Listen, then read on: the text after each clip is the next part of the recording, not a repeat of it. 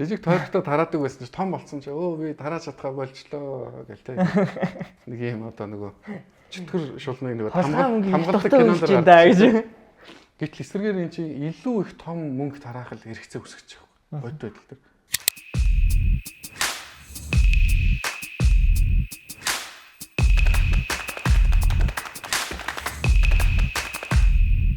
Зя бүгдэнд нь өглөө өдөр орой мэндийг хүргэе. Тэгээд инх бодлох цаа өнөөдөр подкаст хий. Ямар тач сонгуулиас өмнө нэг дугаар гаргая гэд уулзж байна. Тэгээд үндсэндээ бол инх бодлохыг Норгийг үздэг хүмүүс бол Explained by Бадрал гэд бидний хамтарч хийж байгаа контентор бол мэдж байгаа. Тэгээд социологч тэгээд United Info Hub-ыг үүсгэн байгуулагч. За тэгээд дээрээс нь сонгуулийн музейгээ санаачлагч, цогц хүнчлийн үндэсний төв төвийн үүсгэн байгуулагч гүйцэтгэх захирлаар ажилладаг юм байгаа. Арай л сүртэй. Лог хийх гэдэг шиг л байна. Динжиг таслагч аа. Баг юм хийдгүй юм шиг. Хийдгүй юмгүй юм шиг. Таны хувьд сайхан ерөн сүүлийн үед яаж өнгөрч байна? 28 хоног ч баг тий. Одоо сүүлийн нэг 10 хоног тий. Сурчлаа гэснээс шиг. Яг бид нар чинь зөвхөн сонгуулийн үеэр ажиллаж итгэвчж байгаа хүмүүс биш учраас хийдэг ажлуудаа л хийж лэн дөө. Тэгээд ер нь бид нар бас нэг сонгуулийн үеийн сурталчилгааны материалуудыг баримжуулж авч цуглуулж байна. Тэгээд энэ захин орчинд бас гарч байгаа мэдээллүүдийг ер нь жоохон баримжуулах талын ажлууд хийж байна л та. Ер нь сайн содын одоо үзүүрүүд цугларж байна уу? Музей дээр жишээ. Харьцангуй нам тайван байна. Ер нь шулууг хэлэхэд бол энэ жилийн хувьд бол яагаад гэхэлэр энэ чинь нөгөө сонгуулийн сурталчилгаа бүх юм эхлэхээс өмнө тогтолцооны хувьд үндсэндээ өрсөлдөөнийг бараг шийдсэн. Хуулбарл болчихж байна. Хэрвээ энэ чинь өрсөлдөх боломжтой хуулбар байсан бол нөхцөл байдал төс өөрөө бол та. Яагаад өрсөлдөх ер нь боломж хаасан хуулбар гэж байгаа юм. Тэрийг бас дэлгэрэнгүй тайлбарлал тий. Ер нь сонгуул зохион байгуулагдахад бол байх ёстой гол шаардлагуудын нэг нь бол өрсөлдөх боломжтой байх ёстой. Өөрөөр хэлбэл одоо улмаа гэдэг залуу ингэж хинээр сонгуульд өрсөлтийг гаргахад за тэнд нь улсын хурлын гишүүн сайд хүн очиход тий. Ер нь ойролцоо өрсөлдөх тийм суур нөхцлүүд байх ёстой. Тэр нь юу гэлж ийм гэхэлэр нөгөө санхүүжилт төсөв баг зарцуулах боломжтой байна. Сонгуулийн зардал бага байх хэрэгтэй. Хэрвээ тэн дээр одоо 10 тэрбумыг зарцуулж өрсөлдөх л одоо тийм нөхцөл байх юм бол үнэхээр энэ тэр бол маш хязгаарлагдмал. За ерөнхийдөө энэ 2024 оны сонгуульд нэр дэвшигчдийн хөрөнгө орлогын мэдүүлгийг харах юм бол тэр бомбнуудын сонгуул болж байна. Хөрөнгө нь. Яг үнэ. Тэгэхээр сонгуул гэдэг чинь өөрөө тэр бомбнуудын л оролцдог зүйл байх хэрэгтэй юм. Үгүй шүү дээ. Өөрөөр хэлбэл тэрийг яаж одоо нэг хэсэг нь бол мөнгөтэй байгаа тэр үнэн тийм нэг нь одоо мөнгөгүй байна. Тэгэхээр энийг зохицуулах хамгийн том боломжтой нь угаасаа хамгийн бага зардлаар л өрсөлдөх боломжтой байна. Дээрээс нь тухайн зардлыг хянах боломжтой байна. Гэтэл одоо ухуулагч нарын тоо зааж өгөөд цалингийн хэмжээ зараад өгсөн тийм. Яг хөө тэр бол мэдээж байх юу гэж байх хэрэгтэй. Хамгийн том асуудал нь юу вэ гэхээр энэ сонгуулийг ийм томсгосон тойргоор явуулж байгаа нь бол үнэхээр өрсөлдөөнийг бол боомлсон хязгаарласан. Энэ удаагийн сонгуул бол хамгийн хуучин хүмүүст хамгийн эрх мэдэлтэй хүмүүст, хамгийн мөнгөтэй хүмүүст, хамгийн удсан хүмүүст, танигдсан хүмүүст л ашигтай сонгуул гэсэн. Тэгэхээр бидний нөгөө үсэд идэг шинжлэгдэх гэдэг процесс ч юм бол энэ 78 мандатаар өрсөлдөж байгаа 13 тойргоос бол гарч ирэх магадлал үнэхээр бага болж байна гэсэн. Өмнө нь бол сонгон нархан дуурийг 2 хувааж агаад юм тарааж болох байсан тий. 2 хувааж агаад яадаг тий. Нэг аймаг нэг тий. Одоо 20 оны сонгуул бол ийм аймагуудаар ийм нэг тойрог болчиход жишээлбэл Баян-Хонгор нэг тойрог, Өвөр хангаа Өмнө Говь нэг тойрог те. Хангул Баянзүрх нэг тойрог, Баянзүрх хоёр тойрог, Сонгон найр хоёр тойрог гэдэг. Ингээ явдаг гэсэн. Энэ удаад болохоор бүр ингээд аймагуудыг нийлүүлээд одоо баруун 4 аймаг нийлээд нэг тойрог, Төвийн 3 аймаг нэг, Говийн 3 нэг гэдэг ингээ явчихлаар чи өөрөөр хэлбэл нүсэр болчих. Хүний тоо газар нутгийн хэмжээ. Одоо нөгөө бэрд гарч ирээд хүсэл хэлбэл манай улс төрчид 3 хүсэл хэлэх гэдэг шүү дээ. Өрсөлж байгаа хүмүүс ямар хүслүүд вэ гэхээр 18 хоногт тогтоож өөрийгөө таниулах гэдэг шин. Синээр өсөлж байна. Би танигдмаар байна гэж үсгэж. Хоёрдугаарт нь бол тэр их зардал гарах учраас мөнгө хэрэгтэй гэх гэдэг шин. Тэгээд ингээд тэгш өрсөлдөх өөрөө ингээд бүгд зэрэгтэй гэдэг ингээд өслүүдээ хийлээд өрсөлдөхөд бол энд бол үнэхээр шидэт бэрд гараад ирэх юм бол үнэхээр энэ шийдэх боломжгүй. Тэгэхээр би л хэлэх гэдэг юм л та 24 оны энэ сонгуулийн энэ хөлбөр л өөрөө сонгуулийн өрсөлдөөнийг бол одоо 126 мандат дээр бол 300 гаруй хүний доторх л өрсөлдөөн болоод хязгаарлаж байна. Мөнгөтэй тий. Тэгэхээр энэ бол өөрөө сонгуулийн хүмүүс бол маш чухал гэж хүлээж авч байгаа нь зөв. Маш чухал процесс. Гэхдээ сонгуулийн хамгийн чухал энэ арчлалын процессууд чинь нэг хэсэг нь сонгуулийн өмнө дараагийн хэсэг нь сонгуулийн дараа байдаг.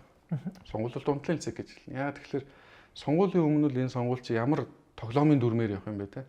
Энэ сонгуульд ерөнхийдөө хэн ялах юм бэ гэдгийг шийдчихдэг. Тэрийг бол нөгөө сонгуулийн тухай хууль тойргоороо тэгээд одоо хэр хэмжээний төсөв санхүү зарцуулах сонгуул болох юм гэдэг шийдчих.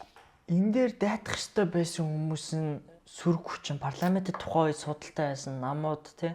Дахиад одоо би энэ подкаст дээр бичлэг хийжсэн. Шулуухан хэлий гэдэг үгийг их олон давтах байна. Дахиад шулуухан хэлий. Сөрөг хүчний намын удирдлагууд 8 алдсан. Яагаад 8 алдсан гэхээр жагсаалтаар өөрсдөө ингэж ороод ирэх боломжтой болчихж байгаа учраас өөрсдийнхөө одоо нам дотор байгаа өөрсдийн эрх шигээ бас ингэж тодорхойлж хараад хэрвээ тэнд намдаа зүтгэж байгаа тэнд ингээд цаг хугацаагаа нөөцөө те ингээд нэр хүнд ажил карьер бүх юмаа ингээд золиослоо зарцуулаад явж байгаа залуучуудын шинэ улс төрчдийн эмэгтэйчүүдийн карьерийг бодсон бол хизээж томсгосон тойрог сонгохгүйсэн. Яа тэгэхээр эндээс та бүхэн хараар яг өөрийнхөө чадлаар гэдэг юм өөрийнхөө ингээд тийм органик байдлаар явж байгаа залуу сонгогдохгүй. Шинэ хүн сонгогдохгүй. Шинэ хүмүүс энэ удаагийн парламентод орж ирнэ. Гэхдээ тэр шинэ хүмүүс бол зөвхөн хуучин хүмүүсийн зөвшөөрлөөр орж ирж байгаа л шинэ хүмүүс байх бол хамгийн харамсалтай. Тэгэхээр улс төрийг бид нар нөгөө шинжлэхтээсээ сайжирсаа гэж боддог бүх зүйл маань тэгэл хоосон л юм болох гэдэг юм л та. Нэр дэвшилтэн дээр ер нь та за ингээл зарласан шүү дээ. Тэгээ зарласан хугацаанаас хоёлаа зөндөөл тэрнээс 2 3 уулзч байлаа. Ер нь ямар бодолтой байсан? Яг юу болчлоо гэж харсан бай. Яг ер нь улс төрчид чинь бол сонгогдохыг хүсэж байгаа, засгийн эрхийг авахыг хүсэж байгаа учраас нөгөө хүмүүст яавал таалагдах вэ, яавал нөлөөтэй авах вэ гэдгийг тооцож байгаа. Тэрийг хамгийн сайсан нам бол одоо Монгол Ардын нам байна. Жишээлбэл жагсаалтад бол ингээд шинэ дүр төрхтэй одоо шинэ гэдэг нь бол яг шудрах сайн гэсэн үг юм уу? Эсвэл шинэ гэгдэхтэй. Одоо хараахан одоо хулгай хийж амжаагүй юм шүү. Бид нар мэдэхгүй шүү дээ. Хамгийн гол нь бол ямар ч тач ингээд шинэ гэгдэж харагдах хүмүүсээр бол ингээд олон нийтэд таалагдах жагсаалтаа бүрдүүлж чадсан сүрэг хүчнүүд бол харьцангуй тэр хэмжээнд бол хийж чадаагүй. Хүлээлтэд түрээгүй одоо муу байна гэсэн үг л дээ те. Тэгэхээр бол нэр дэвшүүлтүүд дээр бол би бол тийм дүнхээр сэтгэл ханамжтай бол биш байна. Гарахгүй шүү дээ. Гэхдээ онцлог хэлэхэд нөгөө жагсаалт гоё харагдаж болно.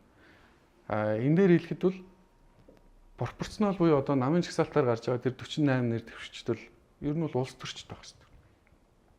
Улс төрч дотроо хүчтэй улс төрч байх хэрэгтэй.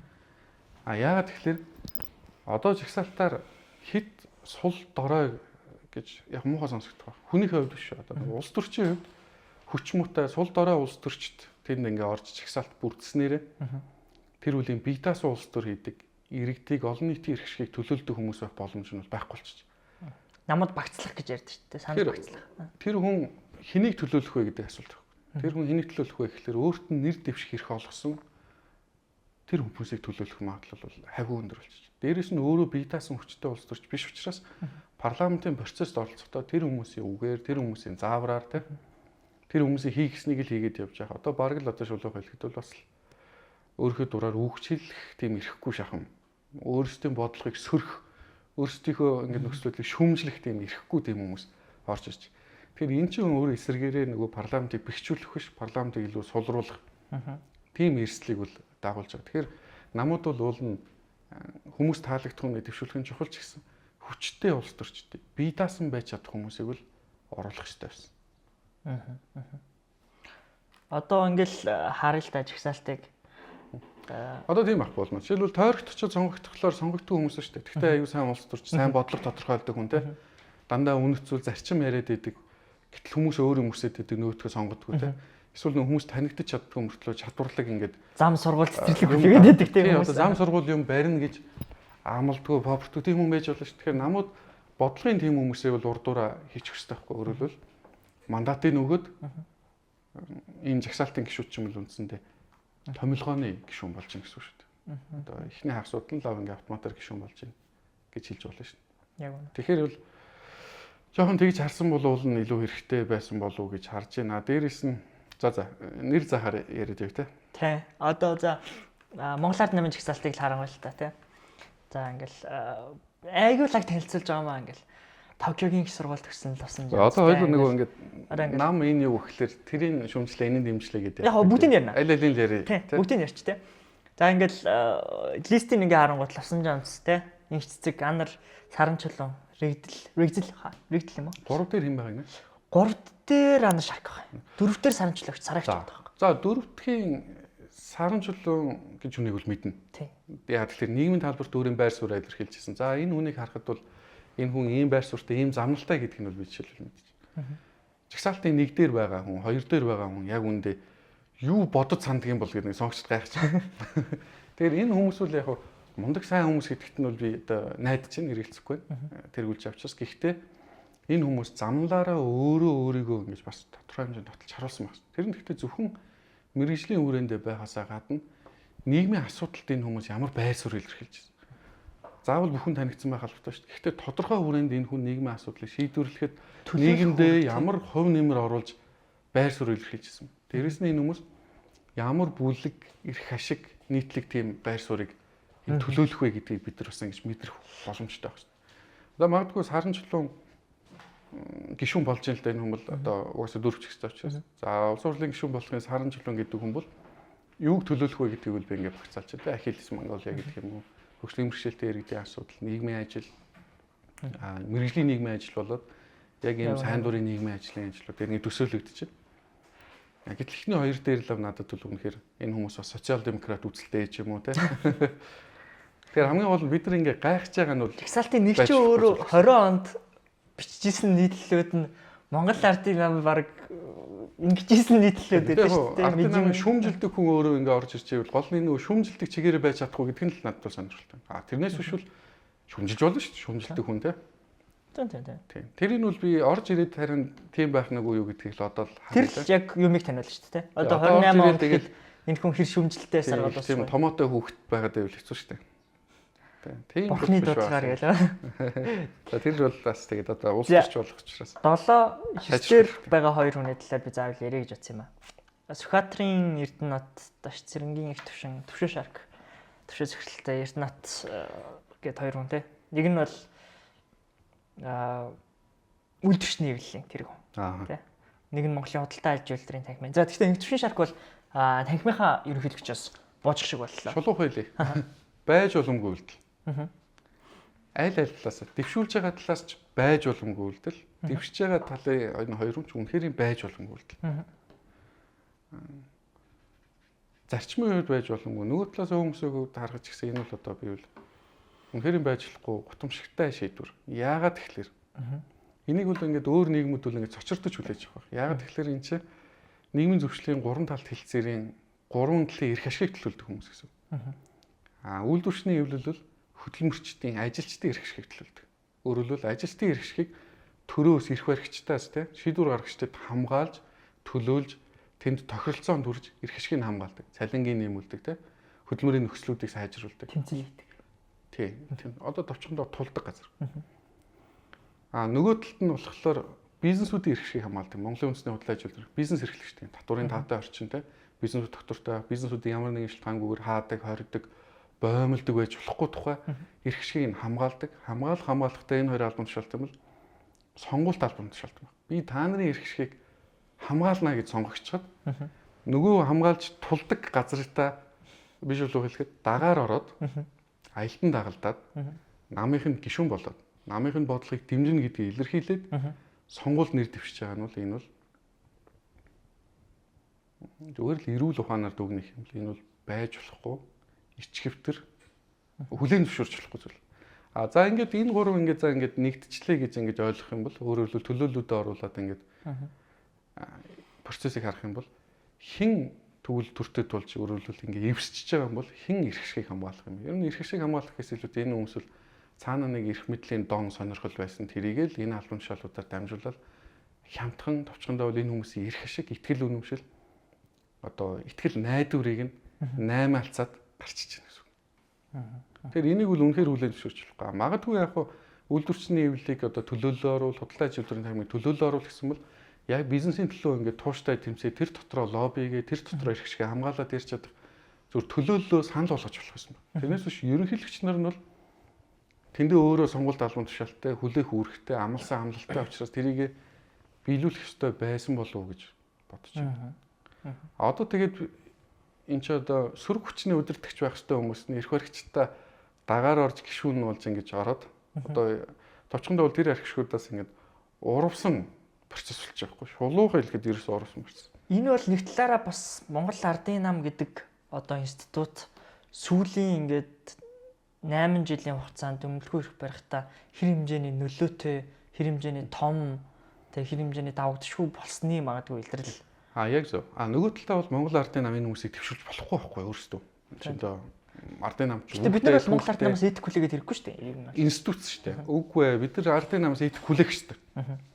Яа тэгэхээр бид нар энэ намуудаар л дамжуулж засах эрхийг барь. Энэ намууд л биднийг дамжиж одоо төр төлөөл. Өөрөөр хэлбэл намын хүний нөөц бол төрийн хүний нөөц болно гэсэн. Тэгэхээр бид нар бие үл удаа Монгол Ардын намыг зүгээр ингэж юм гинэн байдлаар үзэн ядаж өгөөсөхөөс илүүтэйгээр бид нар энийг шаардаж шахаж эрүүл болгох хэрэгтэй.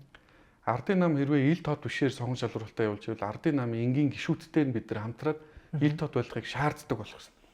Тэгэхгүй л Ардын нам гэдэг нь бүр тустай хаалттай. Ерөөсө дээрээсээ шийдвэр нь гараад бүх төвшөндөө ингэж биелдэг ийм институт заах юм бол энэ улс орны ирээдүйд хортой л гэсэн. Ардчилсан намын эв нэгдэлгүй зохион байгуулалтнуудаа энэ чигээрээ бол бидэрт одоо бүгднгийнх нь нийтлэг эрх ашигт бол хохиролтой.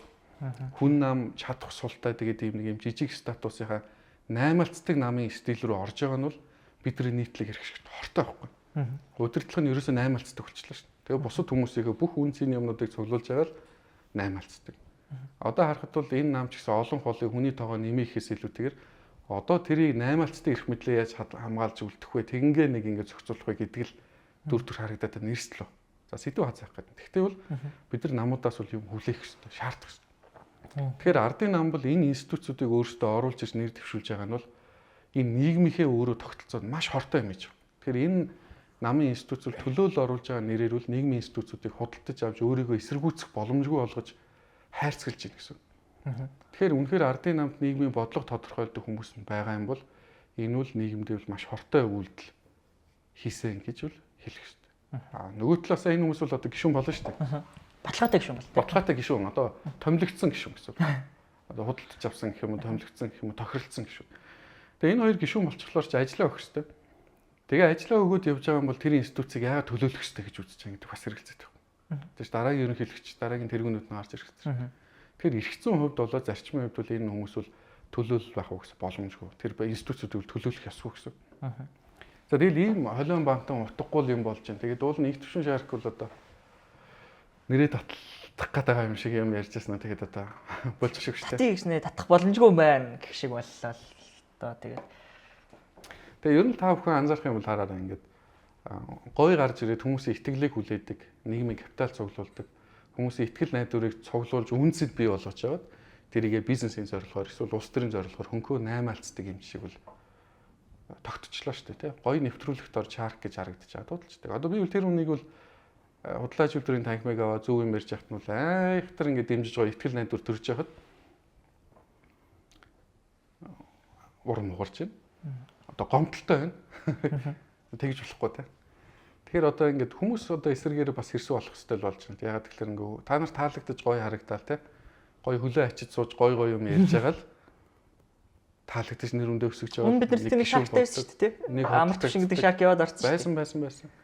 Тэгэхээр энэ пропаганда, энэ гишүүн үйлдвэрлэдэг энэ заван процесс тэгээ бидний итгэл найдварыг хөдөлдөг юм дээр бид нар бол тэрэндээ бас гомдож сурах хэрэгтэй тий. Тэгээд тэр гомдсон гомдлоор тэр хүмүүст бас тодорхой хариуцлага ёс зүйн хувьд тий нэр үндийн хувьд бас хариуцлага хүлээх хэрэгтэй. Тэгэхгүй бол ёстой мундаг гоё гэл дээ. Одоо энэ арчсан намын жагсаалт за.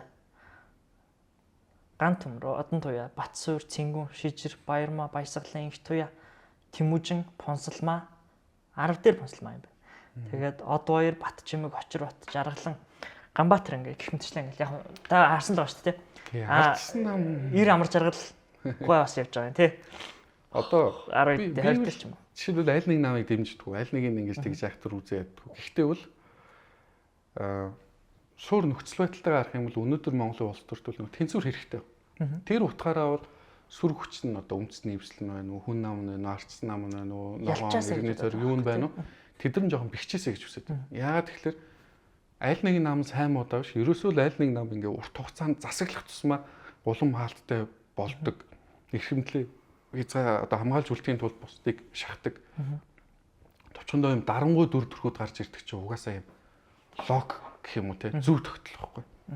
Тэрнээс хамгаалах ганц механизм нь бол сөрөг хүчин хяналтыг л бэхжүүлэх.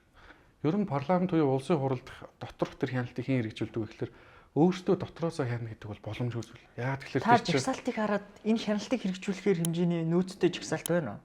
Нэг ир ашигтай хүмүүс учраас. Тэгэхээр хэн хэрэгжүүлдэг вэ гэхээр сөрөг хүчин хэрэгжүүлнэ. Тэгээ тэр утгаараа бол бид нар бол энэ нөгөө хэдийгээдсэн хайр гамгүй шүүмжилж чадахгүй байхгүй. Яагаад тэгэхээр нэг орчосоо бэхжижээс гэж хүсэж байгаа учраас. Тэрнээс биш энэ хүмүүсийн дэмжээ, тайртай, дуртай да мундаг гэж бодож байгаа одоо итгэж найдаж байгаадаа бол үүндээ бас биш юм аа. Тэрг бол зөвхөн ингэ тэнцвэр гаргах гэдэг. Харин тэгсэн чинь гарахааргүй байх шүү. Айгу гутармаар нэр дэвшүүл тусан шүү дээ. Яг үнэ хэлэхэд. Яг үнэ тий. Тэгэхээр энэ нам маань бол бас уучраа болж ивсээгүй нэгдээгүй нэг нь ягтуулж чадаагүй л байна л да. Тэр хэврэл ах шиг. Сая бас энэ 9 дээр юм зодон болсон шүү дээ. Тэмүүжин сайд баяр цагт гэдэг хоёр хүн дээр юм юу болсон шүү дээ. Тэрийг та юу гэж харсан? Тэр чинь нэг юм. Бөөндөө ч бас хилцээгүй юм биш үү те. Ингээд одоо тэр яг тэр өдөр нөгөө мэдүүлэг юм авахгүй бол намаараа нэр дэвших хэрэггүй болчихгоо. Тэгэл ерөөс хэдхэн минутын өмнө нэг нэрүүд барьж орж ирж өгөөл тэгэл уншаал оруулахаас өөр аргагүй болгоол ингээл энэ чинь улс төрийн их бохир тоглолтууд л явчих шиг болж.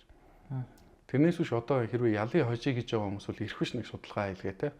Тооцоотой яваад. Одоо жишээлбэл ардын нам бол хичнээн муулуулаа шөмжлүүлж чадсан ямар тач нэг олон нийтийн санал бодлыг тандаад те. Гэхдээ тэр тандж байгаа нь бас одоо дургу хөрмөр нь бол яаж одоо хөгжүүлэх вэ? Хүмүүс юу хүсэж байна? Тэрийг нь бид нар яаж хийх вэ гэдэг утгаар эдгэрт юу яривал таалагдах вэ? Эсвэл эдрийг юу ярьж ямар чигээр үү ингэж мунхруулж те чиглүүлж ашиглаж болох вэ гэдэг утгаараа судалгаа хийгээд байгаа нь бол дургу хөрмөр. Гэхдээ бол тэрийг ашиглаж чадж. Гэтэл нөгөө намууд маань бол одоо энийг ашиглаж тооцож өөрсөндөө хэрэгжилж чадахгүй байгаа гэдэг. А хэрвээ тэрийг хэрэгжилж чадчихсан бол чагсаалт хийчих чинь ингэж гарахгүй л дээ. Тэгэхээр нөгөө эрдэмтэн судлаачтай ашиглаач гэдэг шиг ядаж энэ судалгаанаас мөнгө төсөв харамлаа чанаргүй хийлгээд хоцсон газар л гэж лав сонсоог. Тэр чинь уулын зардал хөрөнгө оруулах. Тэгээ ингэ ярихлаар өөртөө судалгаа хийдэг байж ийм ярихлаар жоохон бизнес ярьсан хэрэгтэй. Ашиг сонирхолтой зөрчилтэй сонсогдоход байгаа. Гэхдээ ер нь бол зарчим нь шүү дээ. Тэгэхээр энэ жагсаалтууд л үнэхээр тийм хүмүүс таалагдаж хүнийг татхууц тийм жагсаалт бол болж чадаагүй гэж харагджээ. А гэхдээ арцнам улс төрчдөө оруулж байгаа нь бол зөв шүү.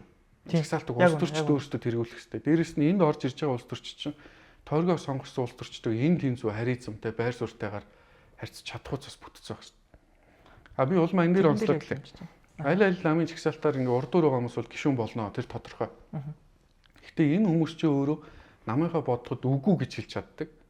Тэр хүмүүсийн хий гэснийг өөрөөр хэлбэл за улмаа би чамайг гишүүн болгосон. Чи яа дураараа юм яриад байна те? Чи энэ дэр коноподоор яагаад дэмжихгүй? Одоо ингээ муухай бичлэгэн дээр тийм юм шүү. Тийм тэрэдэг те. Чи жоон дураараа юм гэдэг шүү. Би чамайг татаж те дэвшүүлж авсан би чамайг буулгаж болно шүү.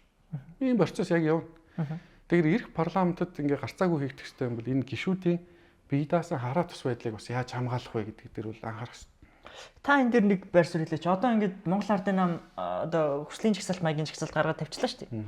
Тэр жагсаалтаа дээр орсон гишүүдийг бүрэн эрхээ авсных нь ардаас эргүүлэн татах процесс байх боломжтой юу? Одоо ерөн зүгээр тэр яг эргэцэн хувьд бол тийм бүрэн боломж байхгүй би бол мэдээд байна. Гэхдээ дураараа одоо жишээлх юм бол чи багслагдахгүй байна, чи болохгүй байна.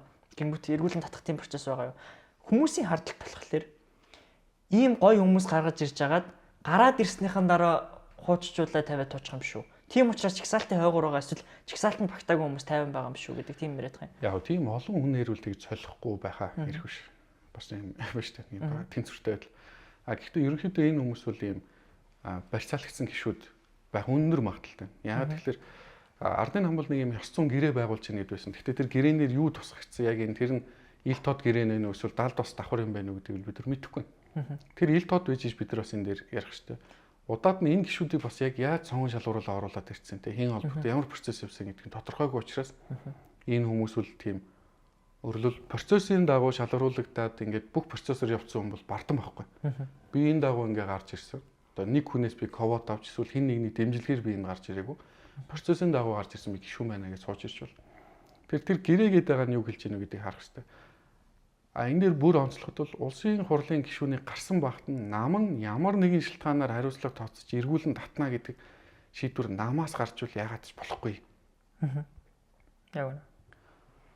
За сая Өвөрангай аймагт гарсан харамсалтай, үнэхээр харамсалтай жишээ. Улмаа бас видео хийсэн. Бид хоёр тэн дээр нэлээд ярилцчихсан. Хов үн дээр нь ингээд наагаад харах юм бол энэ дээр институцийн хариуцлага байх хэрэгтэй болохоос биш. Одоо тэр Сайхан Баяр гэдэг хүн бол одоо хов үнийхээ хувьд бол бас нэр хүнд нөхцөл байдал өмнөх түүхтэй харьцуулахаар бол ингээд хов үнд нь хариуцлага тооцсон зөв гэж харагдчихаа. За тэр зөв байж болно. Гэхдээ зөвхөн тэр хүнд хариуцлага тооцоод дуусах асуудал биш байна. Институц нь нэгдүгээр хариуцлага болох хэрэгтэй. Удаад нь бол хэрвээ Монгол ардын нам яг энэ жишгээр ардын нам хуралдаад ёс зүйн хувьд гишүүнээс татгаар шийдлээ гэдэг ийм юм жишг болчих юм бол Монголын парламент бол парламент биш болно шүү. Өөрөлд тэр хүмүүс чинь иргэдийг төлөөлөөд би халдшгүй бүр эрэхтэй би ямар ч тач 4 жил бол намайг яаж чадахгүй гэдэг юм байр суурь чинь халдшгүй байдал чинь гишүүнд байх хэрэгтэй байна. Тэгжиж иргэдээ ямар нэг ярих ашгуудад барьцаалахдахгүйгээр төлөөлж чадна. Одоо ингэ хэлэхгүй улмаар жишээлбэл мөнгөтэй бизнесмен байлаа. Би гишүүн байлаа гэж намайг дарамтлаа те. Эсвэл ямар нэгэн ингээд асуудал хэрэг төвгөөр нь дарамтлах магадгүй шүү дээ хүний амьдралын түүхэн те. Тэгэхэд бол би гишүүн халдшгүй эрэхтэй байх юм бол за би бас сайн ч муу чи энэ улсын хурлын гишүүн шүү. Та нар намайг ингэж дарамтлахгүй шүү. Чи зүгээр яваарэ гэж хэлж чадна те. А гэтэл хэрвээ гишүүн халдшгүй байдалтай намаар нь яриулаад тэрийг татаж болдгоо. За би чамайг намаар ч татуулж чадна шүү. Чи миний хэлснээр байгаарэ гэд гишүүнийг чинь нөгөө иргэдийн олон нийтийн төлөөлөл биш тодорхой бүлгийн бүрийн гэмт төлөвийн ч төлөөлөл болох хэрэгтэй. Шантаачнд орох. А зөвхөн дотоодын биш бүр аюул нь бол гадны ямар нэгэн зохион байгуулалтын үйл ажиллагааны золиос болох эрсдэлтэй байна. Яг үнэ. Энэний зарчим дээрээс арчилсан бол мэдээлэл гэдсэн шүү дээ. Тэр нөгөө нэг хүнээ татна гэд те дураараа татна гэж байхгүй энэ төр гэл те. Тэгэхээр ер нь үл яг нөгөө хувь хүнээс нь хэдүүлээ салгаад таар. Сайхан Баяр гэдэг хүнээс нь салгаад таар. Тэгэх юм бол ер нь сонгуул нэр дэвшиж байгаа хүнийг ингээд дундаас нь татдаг байж бас болохгүй. А хэрвээ татдаг байх юм бол ямар нэгэн шалтгаан гаргаад өрсөлдөгчөө баривчлуулцдаг, хорчдаг те.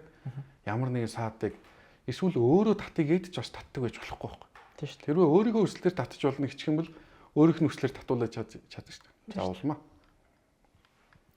Нэрийг татаараа татахгүй бол ингэ шүү. Яг үнэ. Тийм хөрдүүлүүд явш. Тэгэхээр бол бид нар бас нөгөө зөвхөн субъектив тэр өнцгөр нь харахаасаа гадна ямар эрсдлүүд байж болох вэ гэдгийг тооцоод гишүүдийг бол эргүүлэн татдаг байж бол ерөөсө болохгүй.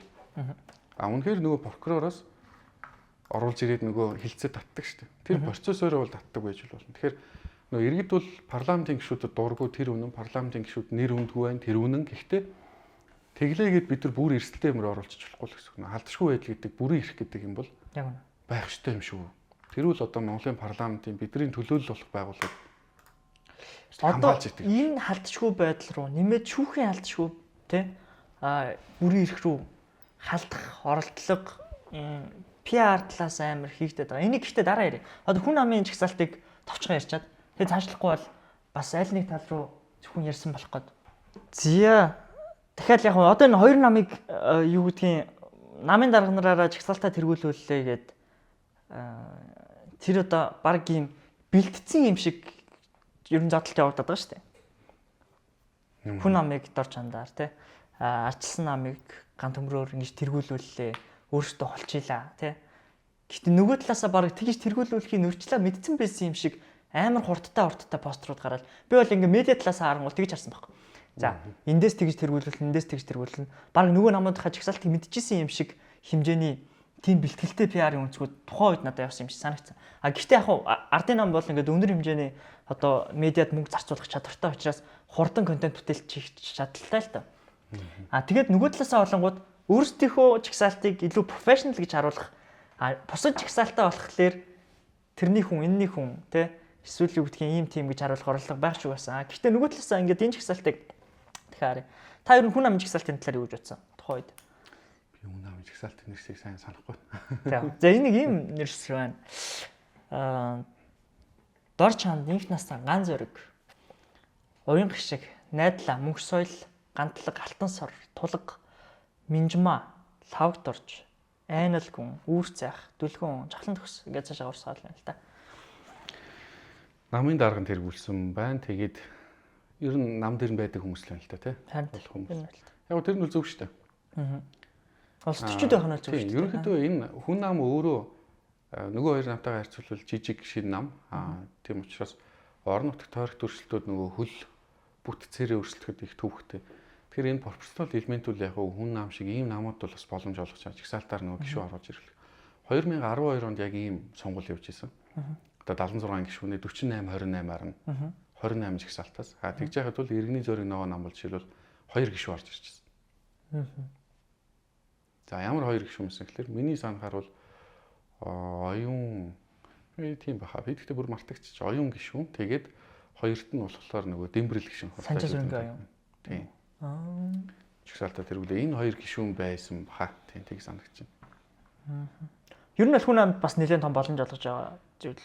Тийм. Ер нь яг хөө ингээд бусад намууд бол нөгөө мажоритар сонгуулийн тогтолцооны суулталч юм бол одоо 16 онд 20 онд ч гэсэн нэг саналаар илүү авсан л гишүүн болчдөг учраас нөгөө үлдсэн бүх санал ингээд төлөөлөл үлддэг тийм 40%, 30% саналууд эсрэг саналууд байгаа тийм. А одоо энэ жагсаалт чинь бол яг л бүх саналууд бол гээхдөхгүйгээр одоо намын нэр дуулахад одоо хардын нам, арчсан нам, хүн нам одоо эвслүүд гэдэг ингээд дуулахад 20% нь тэр эвслийг дуулсан бол яг л тэр эвслийн жагсаалтын эхний одоо 20% нь бол гишүүн болол явна гэсэн үг байна шүү. 30%-ийг сонгосон бол яг эхний 30% ч гэдэг юм ингээд явчихлаар бол энэ санал гээхдэггүй тэгээд нөгөө дэмжлэгтэй мөртлөө гишүүн болж орж ирдэг байсан саналууд нь судлуулж орж ирэх юм л дээ. Тэгэхээр тэрийг үрээвэл давуу талтай. Тэр утгаараа бол намдаа тууштай байсан хүмүүсээ оруулж ирсэн нь бол бас зүг баха.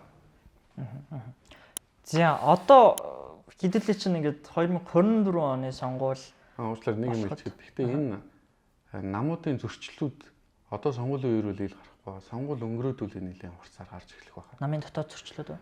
Зөрчлүүд тийм. Энэ чинь нэр дэвшүүлэлтэй холбоотой зөрчлүүд байгаа. Тэгээд энэ өрсөлдөөний явцын зөрчил байгаа. Би түрүү хэлсэн. Ер нь Монгол улс цаашдаа улс төрийн засаглалын тогтвортой сайн хөгжөөг бидний намууд дээр анхаарахаас өөр аргагүй. Тэгэхээр намуудыг яаж сайжруулах вэ гэдэг дээр тэр намын гишүүдийн л асуудал биш ерөөсөө бүх нийтийн асуудал гэж харах ёстой. Тэгэхээр намын дотоод асуудал гэж нарийн хариул тийм байхгүй. Энэ иргэдэг төлөөлөх институт болж байгаа бол намууд би намд байдгүй ч гэсэндээ миний асуудал. Тийм дотоод асуудал гэхгүйгээр намууд өөрсдөө асуудлаа олон нийтэд дарж ингэж юм шийдэх процесс нь хилдод байх ёстой. Яагаад асуудал нь дотоод асуудал байдаг хэрнээсээ шийдэл төлөөлөх гэдэг болохоор бүх нийтийг төлөөлнө гэдэг. Тийм юм байж болох учраас энэ намуудыг бол улс орны чухал институт гэж үзэж зөвхөн намынх нь эрх барьж байгаа хүмүүсийн нам бол биш гэж ер нь ойлголттой байна. Бүх нийтийн нам те гишүүнчлэлтэй хүмүүс нь бүгд тэрийг бол нийт толд байхыг шаардах хэрэгтэй гэж явах хэрэгтэй. Хэрвээ тэгэхгүй бол энэ асуудлууд зэгцэрэхгүй. За гэтэл юу болж ийн гэхэлэр намыг бид нар ингэ төлөвшүүлээ, намыг сайжруулъя гэж явж байхад бол энэ томсгосон тойрог бол энэ намын төлөвшөлт бол асар хортой. Хэрвээ жижиг тойргууд өрсөлдөжсэн бол одоо жишээлбэл улмаа одоо арчсан намаас, зайшгүй ардын намаас, хүн намаас өрсөлдөж илаа. Би даагч байлаа гэж бодъё л доо. Бид хоёр өрсөлдөхэд улмаа аль намаас нэр дэвшиж чинь бид хоёр ингээ хаалз өрсөлдөж байгаа учраас бүх дэмжлэгүүд бол улмаа дээр л төвлөр. Одоо нам нь яг ажиллахгүй бүргээд бүр эсрэг үцдэг биш л бол. Тэгэхээр өөрөөр хэлбэл намууд хуваагдахгүй гэсэн үг. Гэхдээ би нөө жижиг тойргуудыг бас дэмжиж байгаа юм шиг. Пропорционал 48 нэгэнт ингээд нийтлэг улс орны эрх шийдлүүлэх 48 ороод ирчихэж байгаа үед бол магадгүй 78 нь бол бүр жижиг тойргууд дээрээ ч өрсөлдөж болох ус. Яа тэгэхээр нөө баланстай учраас. Тэрнээс ч дан жижиг тойрог бол мэдээж бас хортой. Тэгэхээр үндсэн яриан дээр иргэд ороход бол гэхдээ та одоо бүр жижиг биш, бүр том биш гэхлээр ямар ideal одоо юу гаргаж байгаа? Хэрвээ хүслээр болдог бол тэгин 48 гишүүн нь өөрөө жагсаалтаар орж ирээд одоо жалга довны юм ярихгүй ингээд жижиг сажиг юм ярихгүй учраас тэр үлдсэн 128-ыг бол бүр юм жижиг тойргоор явуулж бас болох байсан. Хаалц өрсөлдөөнөд явж болох байсан. Тэгснээрээ үл энэ дандаа нэг мандаттай тойргууд. Тийм, нэг мандаттай тойргууд 16 хоног шиг гэсэн. Тэгсэн бол хамгийн чухал юм чинь нөгөө сонгуулийн зардал гэдэг юм чинь бага байхгүй. Хүмүүс том тойрогтой болчихлоор мөнгө тараахгүй гэд айгу гиний юм яриад. Би энэ дээр үр хэлмээр улс төрчдийг нэ басаадах шүү. Жижиг тойрогтой тараадаг байсан чинь том болсон чи би тарааж чадхаа болчлоо гэл тэ. Нэг юм одоо нөгөө чөтгөр шулныг нөгөө хамгаалдаг кинонд гэж. Гэтэл эсрэгээр эн чинь илүү их том мөнгө тараах л хэрэгцээ үүсгэж байгаа. Бодит байдал төр. Чи бодолтой. Чи угаасаа тараадаг хэсэгтэй байсан бол дахиад өрсөлдөж тараадаг хэсэгтэй тараана шүү дээ. Тэр санал нь яг тараадаг процессын өөрөө тэр нөгөө хяналттай болгоод төлөөрөө хориглоо те. Бүх юмд баримттай болгож хязгаарлаж чадаагүй бол энэ чинь тийм одоо гинэн зохицуулт гэж болохгүй шин. Тэгэхээр бол хулгай хийхийн бүрэн хориглох вэ гэж бодох хэрэгтэй байтал илүү их зардалтай боловсноор бол илүү их бохир мөнгө өөрөө нь улс төрлөө орох нөхцөлийг бүрдүүлж байна. Илүү их зардал гаргаснаар энэ хүмүүс эргээд илүү их зардлаа нөхөх гарцаагүй хэрэгцээ бий болгож байна. Саналыг хүний одоо ингээд саналыг хэдүүлээ одоо юу гэдгийг айлын авдарт байгаа нөөц ч юм уу эсвэл юу гэдгийг ингээд тухайн гэрээс хулгайлах боломжтой ингээд баялаг гэж үзэх юм бол одоогийн харж байгаа хандлага болохоор хулгай оройтой нөрөөтэй. Гэтэ хулгайгаа эрхэн зогсоох вэ? Хулгайгаа хэрхэн сайн хянах вэ гэж бодох биш. Тэр дээргөө хулгайлна. Тэгэхээр хулгайсан хулгайн тэгэж их нөлөөлөхөөргүй их баялагтай байлаа гэдэг байгаа шүү тий. Товчондоо өөрөлдөл улаасан мөнгөний хүрхээргүй том болгож байгаа гэж бодоод байгаа шүү. Тэгэхээр тийм биш шүү дээ. Тэр ер нь бол улс төрийг цэвэр болгож байгаа гэж нүүрэн дээрээ ингэж ярьж байгаа яриад байгаад бол би итгэхгүй байна. Яагаад итгэхгүй байгаа шалтгаан гэвэл үнэхээр улс төрийг цэвэр болгоё, шудраг болгоё гэсэн бол улс төрийг хамгийн бохир болгож байгаа энэ сонгуулийн тогтолцоо юм дээрээ өөрөлдөл сонгуулийг ийм мөнгөний асуудал болгож байгаа сонгуулийн зардал дээр хязгаарлаж өгөх ёстой.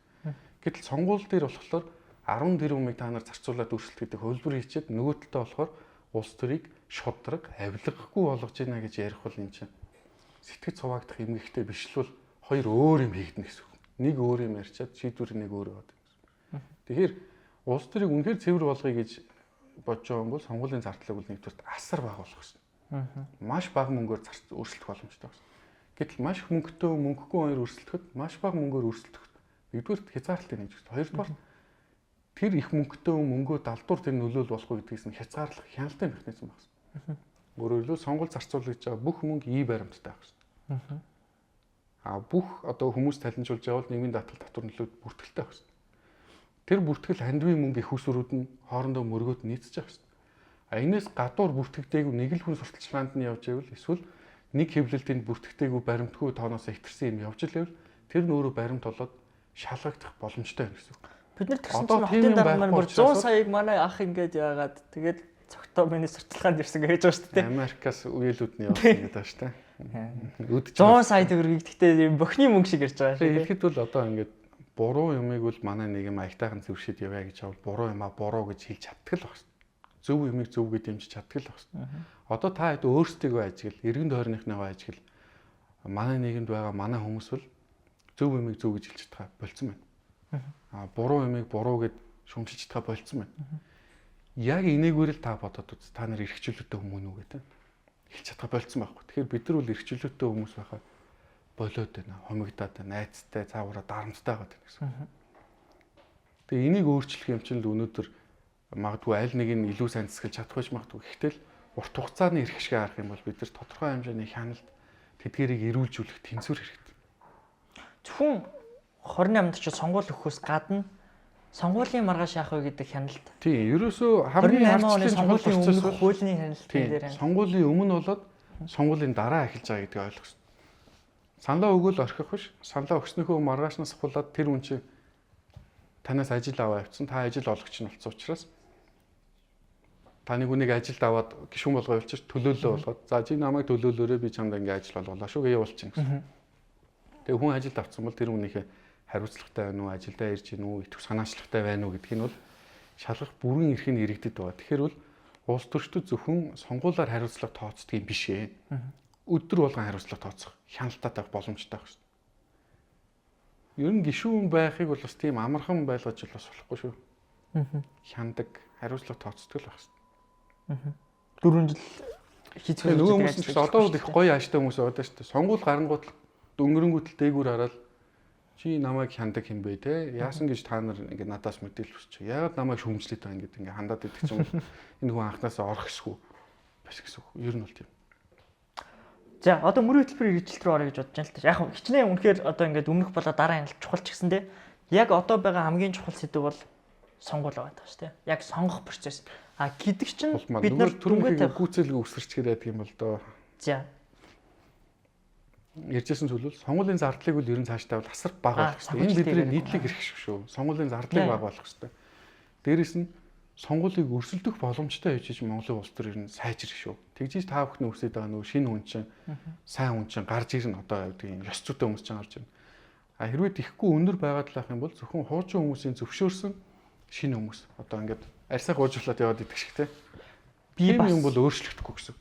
Өчигдөр уулзж яхад би сайн дэлсэртэй тань өмнө гэрлэгчтэй ингээд өчигдөр уулзсан кафе уусан гэдэг.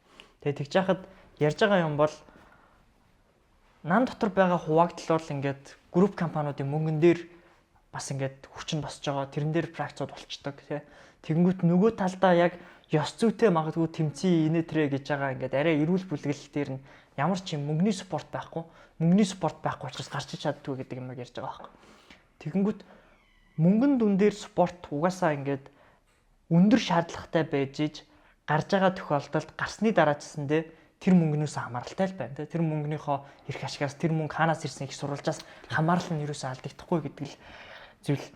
Энэ дээр тэгвэл бас нэг юм ярьсан дээр хаа. Одоо улс төрийн намуудын санхүүжилтэн дээр төрөөс санхүүжих гэдэг дээр юу юм байр суурьтай байдаг. Улс төрийн намын тухай хуулиар бол одоо иргэдээс авсан саналын дүнгээ хэмжээгээр авсан гишүүдийн суудлаараа санхүүжилт авахар болчихж байгаа. Тэр үл зөв. Тэгээд иргэд санхүүжилтээ өгөөд одоо хангалттай юм уу? Сонгуульд одоо яг энэ угсарсан сонгуулийнхаа төсөвт тий. Үгүй ийм өндөр зардалтай байвал мэдээж тэр үл хангалтгүй шүү дээ. Ер нь цаашдаа бид нар энэ хит том тойргийг бол болох л шүү дээ. Улс төрийг бол. Хэрвээ ийм том тойрог байгаа гэвэл энэ бол нөгөө л тэр умтнуудын өрсөлдөөн гэдэг чинь бол өөрчлөгдөхгүй байхгүй. Тэгээ тийм болохоор энэ том тойргийг болох шүү дээ. Яг давуу талууд бол гарч ирж болно. Бүсчилсэн хөгжил нэгдмэл ирэх шиг ярина гээл тэ. Тэрийг балансжуулж хадл явах хэрэгтэй. За ямар ч зардал байх хэрэгтэй. Зардал их л байвал яг улмаа чиний ярьж байгаа сая шиг хин санхүүжүүлэхийн тэрнийхэл төлөөний хүн болоод л байна шүү. Бүсчилсэн хөгжлийг гэхдээ ингээд улсын хуралтай айхтар холбоод байгаа. Миний төсөөллөөр бол бүсчилсэн хөгжил чинь явж байгаа бол магадгүй ИТХ-гийнхаа сонгуулийг бүсчилсэн гэдэг юм уу те. Эсвэл юу гэдэг юм. Яг иргэдийн нөлөөлөгчдийн урал дээр болохгүй л дээ. Юу болох вэ? Улсын хурал гэхгүйгээр засгийн газрынхаа төвшин шийдээд байдаг. Тийм, засгийн газрынхаа төвшин яг тэрийг ярихчлаа л даа. Яг зөв те. 2019 оны үндсэн хуулийн нэмэлт өөрчлөлтөөр бол засгийн газар өөрийн төсвийг ингээд багцлаад улсын хуралд оруулаад батлуулах тэр төсвөө өөрөө бүсчилсэн хөгжлөөр оруулж ирнэ үү яана те. Тэр бол өөрсдийн эрх мэдлийн асуудал болсон байхгүй. Маш том давуу тал засгийн газарт байгаа. Товчондоо бол одоо хамгийн эрх мэдэлтэй бүтцэл засгийн газар болсон шүү дээ. За дээрээс нь эрх баригчид үнэмшгүй олон болчоор бол өнгөрсөн 4 жилийн хугацаанд бол Монголын парламент бол засгийн газрынхаа харьяа байгуулах шиг л яг үндэ ажилласан. Тийм нөхцөл байдалтай байна. Тэгэхээр бүсчилсэн хөгжил гэдэг бол энэ сонгуульд явуулах тийм үндэслэл бол болохгүй. Яг тэр засгийн газар бүсчлээд хөгжүүлээг бол бүсчлээд хөгжүүлэх боломж нь. Яг зөвхөн нэг л тохиолдолд энийг бол зөвтгөж болох юм гэж одоо миний хувьд бол тэгж бодож байна. Тэр нь бол Монгол улс одоо засаг захиргааны бүтцийг нэгж өөрчлөх гэж байгаа бол урьдчилаад улс төрийн бүтцийг өөрчилж байгаа нь бол зөвхөн нэг л тохиолдол. Хэрвээ тэгхгүйгээр нөгөө тойрог жижиг тойрогудаас сонгогдсон гишүүд байхад аймагуудыг нийлүүлээд нэг аймаг болгоно гэвэл энэ бол хизээч дэмжигдэхгүй. Яагаад тэгэхээр тухайн орон нутгаас сонгогдсон одоо локал лордууд сууж байгаа учраас тэд нар хизээч хэрэгшнэгдэг. Одоо жишээлбэл ингээд аймагуудыг нэгтгэхэд нэг сонгуулийн тойрог болохоор тэдний төлөөлдөг улс төрийн бүтцийг урьдчилаад ингээд том болгож чинь гэсэн. Тэгэхээр дараа нь магадгүй ингээд би үл тэгтээ тэгж байгаа гэдэг мэдээлэл алгал да. Дараа нь энэ гурван одоо аймгийг нийлүүлээд албан ёсоор одоо нэг том аймаг болгоно ч гэдэг юм те бүсчилсэн хөгжил болгоно гэж байгаа бол улс төрийн бүтцээ өөрчилж байгаа нь бол зөв болох юм байж болно. Бусдаар ямар ч тохиолдолд энийг үл зөвтгөх, заавал том болсноороо бүсчилсэн хөгжил юм гэдэг ямар ч үндслэл бол байхгүй. Ер нь нэг нарийн хариул тэгээд гурван ядуу аймгийг нийлүүлвэл тэгэл нэг том ядуу аймаг л болно шүү дээ. Бүсчлээл ингээд шал өөр болчихгүй шүү дээ. Энд чинь тус тустай өөр удирдлагатай байгаа л хоорондоо бодлого зангигдахгүй байсан юм байхгүй шүү дээ. Нэг л засгийн газар удирч байсан гэж. Тэгэхээр эдгээр одоо тарцсан байсан учраас нийлэхгүй байсан гэдэг. Хэлбэрийн өөрчлөлт болохоор яг үнэндээ өөртөө хийж агуулгын өөрчлөлт ерөөсөн биш аа. Тийм сумууд нь бүтцүүд нь хэврээ байж л шүү. Харин Улаанбаатар хотыг бол сая өөрчилсөн шүү. Тэрийг одоо хүмүүс мэдсэн үгүй. Улаанбаатар хот чи 14 хот болцсон шүү. Иргэжил. Манай ч одоо 20 минутын хот гэдэг байгаа. Өөр хотын иргэн болцсноо ерөөсөө мэдэхгүй л явж байгаа шүү те. Тэгээ Амгалан хот их байна уу? Сэлб хот өөр юу лээ. Тийм өөр Улаанбаатар чинь дотроо 14 хот болоод ингээд задарч байгаа шүү те. Гэтэл энэ процессыг жишээлбэл нэгдүгürt иргэдийн саналыг сонсч хилцүүлэг яваагүй. Яг үнэ. Судалгаа тооцоолно би тань сайн хийгдэггүй гэж бодож байна. Яагаад тэгэхээр тэр судалгаа нь гараад танилцуулагдаж ингээ хилцүүлэгдэж процесс өрнөөгүй учраас. Үнэхээр цаагаараа сайн болцсон гэд явж хүмүүс нь бол бодож магадгүй батлуулсан юмсан. Гэхдээ хууль дэг ёс гэдэг чинь бид нар арчилсан улс учраас иргэдээрээ хилцүүлж танилцуулж тэднийхээ санаа бодлыг явж ижил тэр нь өөрөө хууль ёсны легитим шинжтэй баримтчиг одоо хууль болж гардаг гэсэн. Энэний ингээ форумуудын медиа дээр BDD-с үнэ санал энэ аваад явж ирсэн л та. Тэгээд ерөн зүгээр хамгийн том ажиглагдсан юм нь хотын форум хийчихэж ягаад хотынхоо иргэдийн төлөөллийг сонсохгүй байгаа юм бэ тий. Хамгийн том төлөөллүүдийг гэр орооллын иргэдийг тий тэнд ингээд амьдарч байгаа оршин суугчдыг ягаад тэр хүмүүсээ сонсохгүй тэр хүмүүстэй нийтэд нь зарлж тэр хүмүүсийг бүгдийг нь оруулж ирж тий судалгаа хийж тэн дээрээ дүнслэж юмнууд шийдэхгүй байгаа юм бэ. Ягаад зүгээр өөрсдийнхөө ингээд нэг юм цомхон хүрээнд одоо ингээд форумуд нэг тийм болчлоо. Ерөөсөө юм цомхон хүрээндээ нэг юм таньдаг 5 бачкагаа дуудаж агаад тэр 5 бачка панел хийгээд хитэн хүүхдүүд дуудаж ирсэн сонсгоо нэг юм нэр төдий болчиход байгаа хэрэг. Ерөн зүгээр одоо ингээд форумуд тийм болчиход байгаа хэрэг. Нэг юм таньдаг хэдэн хүмүүсээ цуглуулаад авчирч ирээд ярьдаг. Яг олон нийт рүү одоо мэдээлэх, яг хүмүүсээ сонсох, хилцүүлэх яг тийх юмнууд нь байхгүй. Нэг тийм юу болчиход байгаа юм санагдаад. Тэгээ би яг ингээд бодож ирсэн юм тухайн үед яд зөвхөн хашаандаа сайхан хамжигийн түмэхийг авчирч ирээ. Тэгээ яг нөгөө гэр орооллын хүмүүсийн төлөөллийг сонсоо те. Яг тэнд нөгөө хөгжил гээд байгаа юмныхан дотор байгаа ингээд идис болсон хүмүүсийг ингээд сонсохгүй хэрнээ нэг юм том юм яриад байгаа юм бол жоохон гомдолтой байгаа. Одоо ерөөсөө л иргэдээ сонсдгүй тийм төрөл бий болчлоо л гэсэн үг тийм. Иргэд юу гэж бодох нь хамаагүй. Эсвэргээрээ иргэдийн юу гэж бодохыг бид нар шийднэ гэдэг тийм хандлагатай. Засгийн газартай тийм хандлагатай улс төрчтэй болчлоо л доо. Энийг хүлээн зөвшөөрөх болохгүй. Ерөөс болохгүй. Яагаад тэгэхээр одоо манай байгууллага жишээлбэл парламентыг бэхжүүлнэ гэдэг тийм одоо нэг засаглалын хөтөлбөрөөр нь тийм зорилго тавьж ажиллаж байна. Тэгээ парламентыг бэхжүүлнэ гэдэг нь зөвхөн гишүүтэй ажиллах биш. Ерөөсөө энэ парламентын дэг ёсыг хамгаалах. Өөрөлд парламент бол иргэдийн төлөөллийн байгууллага тэр төлөөлдөг, иргэдээ сонсдог байх тэр шинжийг хамгаалах. Тэр чинь өөрөө хууль батлагдахтаа өөрөө иргэдээрээ хилцүүлдэг, саналыг авдаг, тусгадаг байхгүй бол яг чиний хэлдгэрүүл ерөөсөө дүр хэсгсэн болчих. Нэг юм хүмүүс бол хилцүүлсэн юм санал саналыг тусгахгүй тэгээд зүгээр сонсож байгаа ингээ хотлаас. Баа мөхөмдүүлээ яриулчаад баахан саналыг сонссон хилцүүлсэн шүү хүмүүс өндөө саналаа хэлсэн гэдэг. Тэгээд тэрийг тусгахгүй. Тусгасан хэсэг тухайга хуулийн дагуу тэр саналын товёог гэдэг зүйл танилцуулагдах хэрэгтэй. Байтал саналын товёогийг танилцуулдаг. Байх ч гэдэг. Тэгэхээр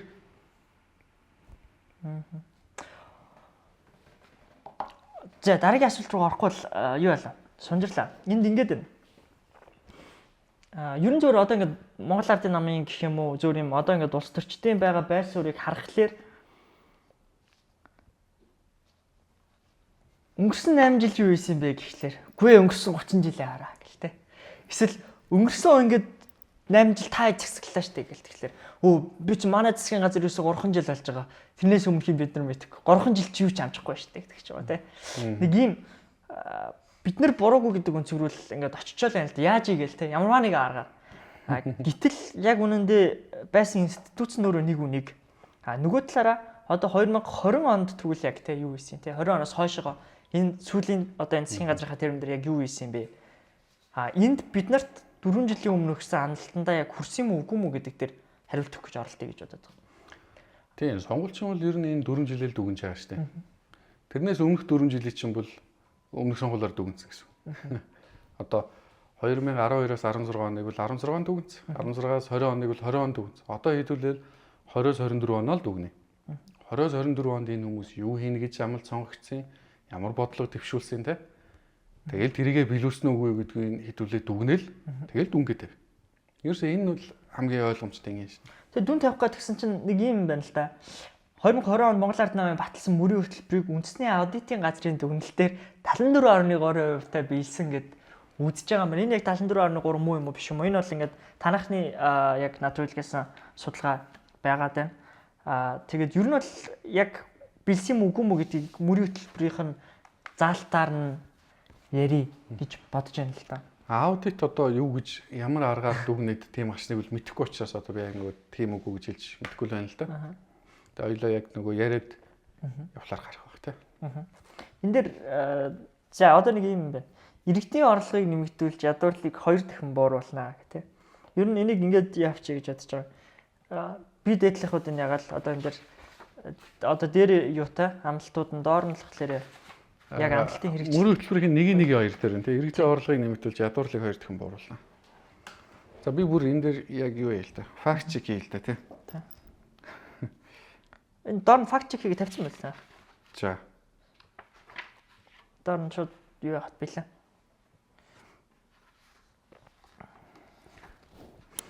Үндэсний статистикийн ороо Дэлхийн банктай хамтран хийсэн ядуурлын түвшин 2022 судалгааны үр дүнд 24 оны 2 сарын 7 ингээд Монгол Ардын намын мөрөөл би одоо энэ хэвлэл тухайн үед гарч ирсэн үгийн давхар харж байна. Орлоготой эрх ингээд нэг хөтөлбөр байгаа юм байна. За энэ дээр нэгдүгürt бол цалингийн бод хэмжээг инфляци үнийн өсөлтөд уялдуулж нэмнэ гэсэн юм байна. За хоёрдугаарт бол иргэдийн орлогыг нэмэгдүүлж ядуурлыг 2 дахин бууруулна гэсэн байна. Энэ бол амар болд statement шүү дээ. Амар том. Амар хүчтэй том амлалт байгаа байхгүй тийм. За энийг бол одоо яриад явах тийм энэ биелэг үү.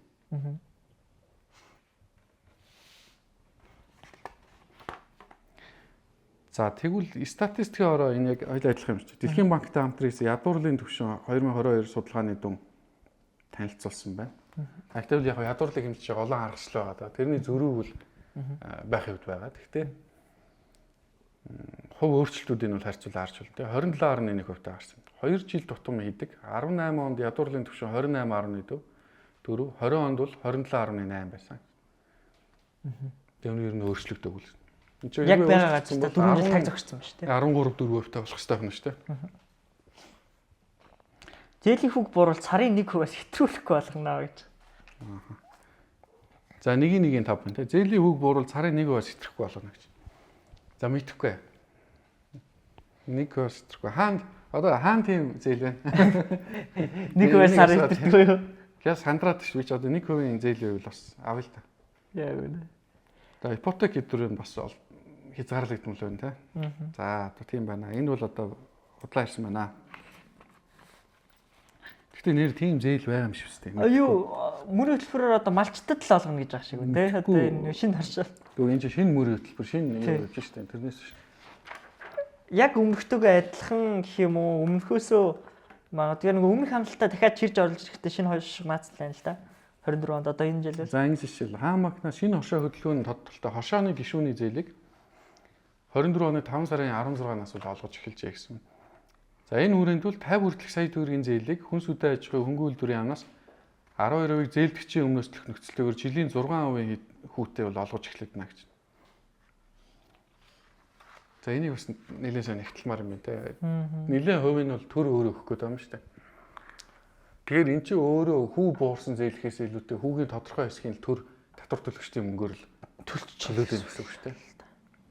Энэ буцаагаад иргэн дээр ирнэ шүү дээ. Ачаа. Тэ. Тийм тэр чинь ингэ төлөгдөхгүй байгаа ш зөрүүг нь хөгжүүлэх гэсэн үг шүү дээ. Бага үтэй зээл биш. Хүүгийн зөрүүг нь бол төрөөс санхүүжүүлээд байна гэсэн. Энэ дээр бас дахиад нэг юм энэ нөгөө төсвийн тухай хуулинд ороогүй 5 их 80 төгрөг аваад байгаа юм лээ. Шинэ хашаа гэдэг хөтөлбөрн дээр. Одоо яг 24 оны төсвдөр байхгүй төсвийн тухай хуулинд дээр байхгүй. От тусгагдаагүй мөнгө. А гэхдээ энэ сонгуулаар ашиглаад тараагаад одоо энэ удаагийн сонгуулийн юуг нь орхихгүй гараг. Окей. Ер нь өмнөхийг ярих юм бол за 1.8 дээр жишээл орлого багтаа иргэдийн цалингаас суудах хувь хүний орлогын албан татварын хэмжээг 2 дахин бууруулна гэдэг. Гэхдээ одоо 4 жил бууруулах боломж нь байлаа шүү дээ. Буураагүй те. Тэгэхээр ер нь бол яг намууд биелүүлж чадахгүй юм аа одоо амлахаа болооч л хэмээр те. Эсвэл биелүүл. Үр дарагдсан тоо. Би л өөрийгөө орлого багтаа гэж бодож байна. Мэдхгүй эсвэл дундастай орчих юм болоо. Тэгэхдээ харьцуулаад харах юм бол бидний орлогын албан татварын хэмжээл ерөөсөө буураагүй шүү.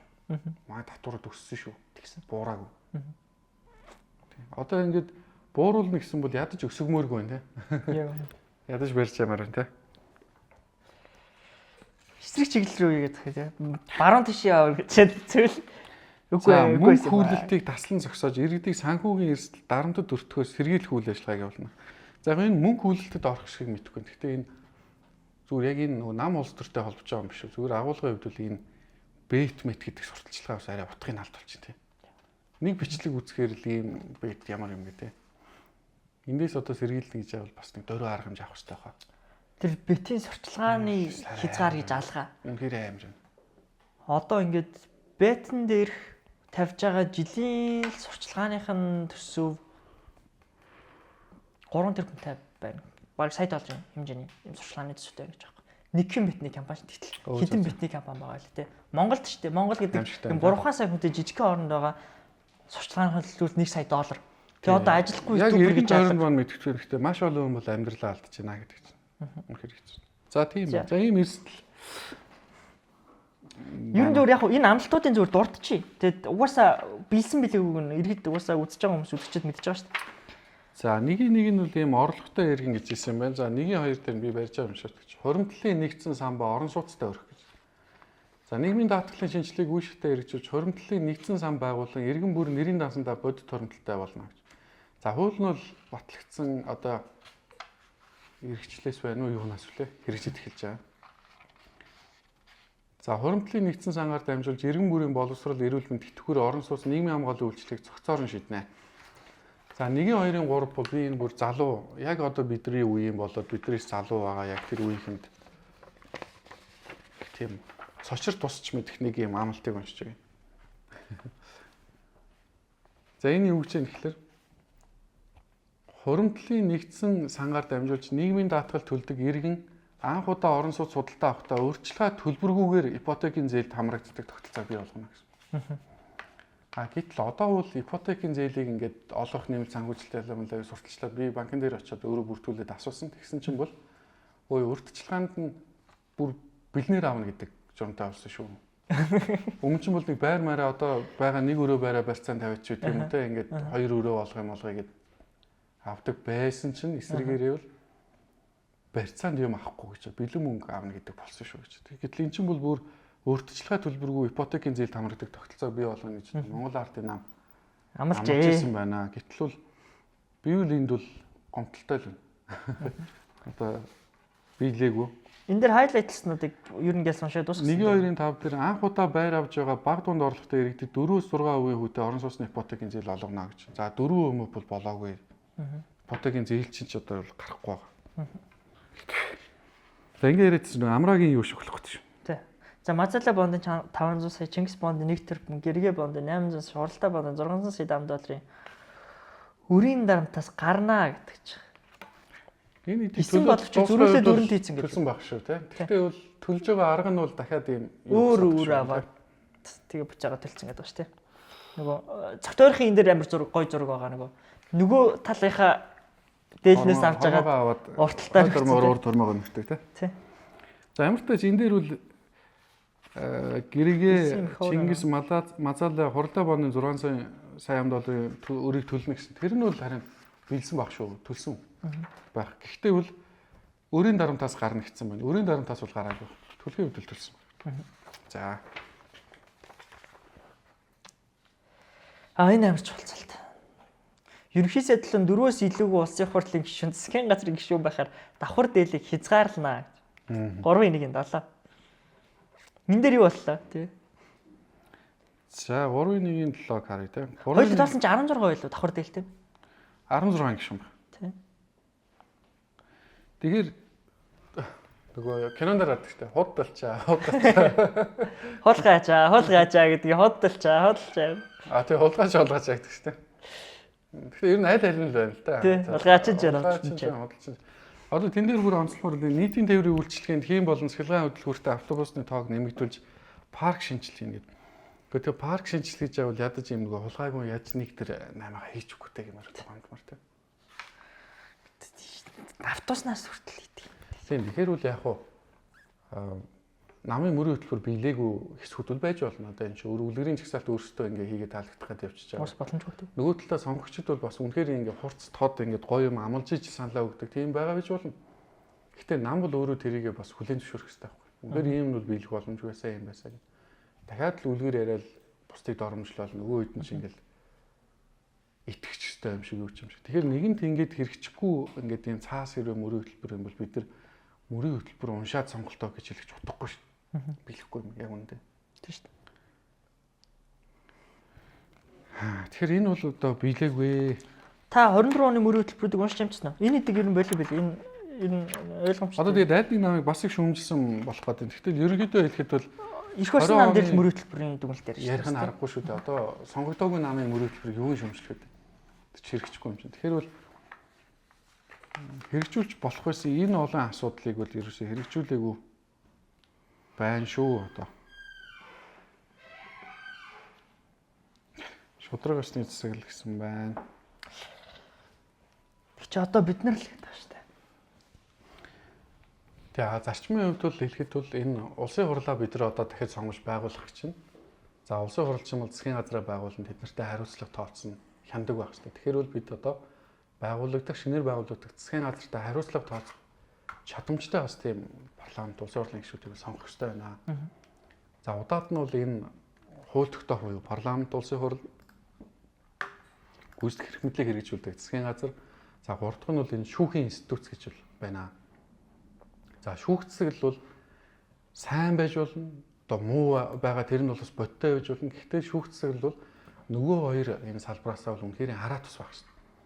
Гэхдээ одоо болж байгаа процессоос харахад бол манай шүүх бол бас харьцангуй хараа тус юм шиг байна. Одоо хараа тус өөртөө нь үгэнд орохгүй байгаа бол шүүх рүүгээ дайраад байгаа л үү те. Тэгэхээр тэр дундаа одоо ирэх барьж байгаа намын удирдлага засгийн газрын тэргүүн бол шүүх рүүгээ улаан цагаан бас ингэж дайрж харлуулж одоо тэгж дайрч бас болдгоо маа болохгүй. Хэрвээ энэ хүмүүс чи өөрөө парламентыг эрхшээлдээ оруулж чаад дээрэс нь шүүх цэцэглийг авна гэж байгаа бол Монгол улс цаашдаа арчилсан улс байх боломжгүй. Тийм учраас иргэдүүл одоо энэ дэр бол эсэргүүцэх ёстой. Энэ бол илүү том эрсдэл аюулыг бол дагуулна гэдгийг хэлэх ёстой. Тэгэд шүүхээ тэгвэл цаашдаа явах юм бэ гэвэл шүүхээ бид нар илүү бие даасан сайжруулах ёстой. Сайжруулахын тулд бид нар энэ шүүхийн төсөв санхүү хангамжийг бол бас гарцаагүй сайжруулах ёстой. Одоо энэ дүүргүүдийн шүүхтэй жижиг шүүхүүдийг харах юм бол үнэхээр яамд юунууд бол гой гой байр савтаар улам илүү мөнгөтэй байдаг. Шүүх л үнэхээр тэр үнэхээр асуудалтай. Тэгэхээр энэ төсөв дээр шүүхийг яг шүүх цэцэглээ бас сайжруулж бэхжүүлэх дээр үл хэдүүлээ. Улс төрчтэй нийлж биш. Өөртөө нь бие даасан байдлыг дэмжих замаар бол хангамаар байна. Тэгэхгүй бол нөгөө бид нар энэ нэг хэнийг сонгох амлалт биелсэн үү биелүүлээгүй гэдэг юм ярьж байдаг. Гэтэл цаан чинь бол Монгол улс маань цаашид бас арчилсан байх уугүй юу гэдэг тийм шийдэгдэг. Тийм нөхцөл бол бас бодтой болчихсон. Энэ дээр сонгоныхын төвчд нэр дэвшиж байгаа Бачуур нэр дэвшигч нэг рил дотор хоёр амар том стейтмент хийж байгаа. Нэг нь л гэхээр шин шүүх байгуулна, авилгын тусдаа шүүх байгуулна. Тэр өөрөө ардын намын мөрөг төлбөр хэлж бол та. Бачуурын хэлж байгаа гэхээс тийм. Энийг ер нь ярих гэж боддог. Одоо ингээд сонгуулийн сурчлагын хугацаанд ер нь тэрнээс өмнө ч гэсэндээ намууд угаасаа медиа хийж байгаа бол биднэрт ямар нэгэн нарратив зохиол бичиж харуулж байгаа бодтой байдал дээр. За. Тэгэнгүүт тэр зохиолууд нь үрээн дээр ер нь товчхон илэрчиж байгаа юм шиг санагдсан. Монгол ард нам бол ард түмний ялалт гэж. За. Арчлал нам бол бүтэн Монгол бүрэн ардчлал. Хүн нам бол өөрчлөн цаг нь болсон. Үндэсний эвсэл үндэснээрээ баяжий. За тэгээд эдний зөриг ногоо нам бол зөрөгтэй бай. Гэмчлээ ингээд цаашаа урсж яана л да. Тэг яг намуудын ингээд байгаа энэ слогануудаас өөрсдийнх нь ямар пропаганда илэрхийлэх гэдэг байгааг харж болж байна гэж харж байгаа. Одоо ингээд тэр нь үе үеийн сонгуулиас хамгийн мяа урайтайнууд нь энэ удааг явуулж байгаа шүү тийм. Хүнд чүрэхгүй нэгч явахгүй тийм. Бараг ярихдаггүй. Ард түмний ялт бол гэхдээ шүмжлүүлээд яригадаад байх шиг байна тийм. Тэгээ энэ ард түмний ялт гэдэг бол эрх баригчдын биш сөрөг хүчний өрөө авахаар л одоо байвал хэрвээ тийм. Байхар тийм. Гэхдээ ер нь одоо ардын нам баг сөрөг хүчнийхаа байр суурин дээр барьж авч тоглоод байгаа юм шүү. Өөрсдөө хамгийн хүчтэй нь байж биднээс илүү том хүч байгаа учраас бид нар тэмцэж ийн гэдэг сөрөг хүчний байр суурь барьж байгаа юм шүү. Яг гоо тийм нэг улс төрийн хувьд бол тийм юу байж болоод л ах шүү гэнэ. Тэрнээс биш бол зүгээр бас нөгөө эрүүл ухаанаараа хараад шул уу хэлэхэд бол энэ сэтгэц суваагдах юм ихтэй юм шиг тийм. Өөрөө өөрөөс сөрөг хүч юм шиг. Өөрт нь бүх эрх мэдэл байхад тийм. Одоо миний хүч тутал ард түмнээс дэмжлэг аавна гэж ярих бол яг үндэ одоо мэдрэл муутай юм шиг л сонсогч байгаа шүү тийм. Одоо энэ бүтэн арчил бүрээ бүтэн Монгол бүрээ арчил гэдэг юм одоо кампани слоган таахгүй. Одоо яг одоо ингээл хаалт дээр твич байгаа. Яг агуул хүн зүг байж магадгүй. Гэхдээ хүнд хүрэхэргүй л сонсогч чинь одоо надад. Үгдийн сонголттой тийм. Үгдийн сонголттой.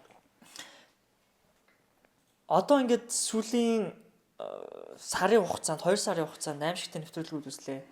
Тэ ингээд сая хүний өөд болдог кейс гэсэн түрүүн та дурдж байна. Тэг бид нар ингээд сонгуульд гадаж байна одоо хинж гарсан хамаалга тэ. Гэхдээ энд ингээд сонгуулийг давсан үнд зүйл одоо юм байх ёстой юу энэ ер нь. Одоо ер нь хүмүүсийг яаж таних юм бэ гэдэг асуулт улс төрчтэй бүгдээрээ л гоё юм яриад гоё юм амлал мундаг харагдал тэ. Тэгэхээр ийм шинжээр дүгнж болно. Тэгээ тухайн улс төрч хүмүүсийг нэгтгэж гинүү эсвэл хүмүүсийг хагаралтуулж гинүү гэдгээр. Хэрвээ тэр хүмүүсийг үнэт зүйлээр нь одоо бидний нийтлэг үнэт зүйлс шүү дээ. эрхчлөлтөд харцсан баг те хөгжиж дэвшмээр байна те бие биенээ хүндэтгдэг сайхан нийгэмд амьдрмаар байна гэдэг. Ингээд чухалчилж байгаа тэр зүйлс дээр маань нэгтгэж чадчихвэл энэ бол зөв гэж би харж байна. Эсрэгээр нь бас хүмүүсийг айц муу хоймоор нэгтгэх гэж оролж байна те айлгаж. Мөн энтэйгээ хавсраад маш их хагаралтуулж байна. Ер нь тэгэл хүмүүсийг хагаралтуулж байгаа улс төрчүүл тэгэл алс хиттэй үл энэ бол хортой л хүн гэж дүгнэх гэсэн. Тэгээ яаж хагаралтуулж байгаа гэхээр бол нийгмийг үе хооронд, нийгмийн бүлэг хооронд нь хагаралтуулж байна те. Хөгсөн залуугаар нь, хот хөдөөгөөр нь, боловсралгүйгээр нь те гадаад дотоод төгснөөр нь тэгээд намаар нь тэгээ өөрөөр хэлбэл хагалж болох баг бүх хэсгээр нь хагалж. Тэгээд нөгөө нийгэм рүүгээ өөртөө зохион байгуулалттайгаар зориудаар ер нь санамсаргүйгээр нэг нэвтрүүлэг 27 зэрэг гарна гэж байхгүй шүү дээ. Маш санамсаргүй тохиолдолтой тийм байхгүй шүү дээ. 5 дугаар уу? Тийм тэгэхээр зориуд нийгэм рүү бол маш их юм угаац цацсан, бохир асгасан.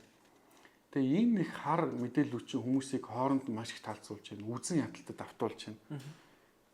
Тэг бодож байгаа ийм юм хийж байгаа хүн яг улс орныг бодох юм болов. Бивэл итгэхгүй. Ийм заваа юм хийж байгаа хүн цаана ямар юм бодож те юу ч хийхэд бэлэн байдаг үл гэж бодохоор бол энэ хүн бол хизээж үндэсний хэв нэгдлийг бол эрхэмлэхгүй хүн гэж харагдаж байна. Нэгдүгээр үндэсний хэв нэгдлийг бол эрхэмлэхгүй юм. Өөрийн ялтын төлөө бусдыг хайрлахгүй маань те. Өрсөлдөгчөө намрахын тулд бол ямар ч давуу тал нөөцүүдийг ашиглаж чадах юм байна те. Тэгээ энэс ч юм болж олон нийт бол ингээд маш их үзэн ядалтад автсан. Маш их юм зөрчилдөө одоо өс сонзонд автчихна гэсэн. Тэр пропагандад автаж байгаа шүү дээ. Нөлөөлж байгаа. Тэгээ тэрний чинь илрэл өөрөө гарч ирж байгаа нь үл энэ хүн амны хэрэгүүд.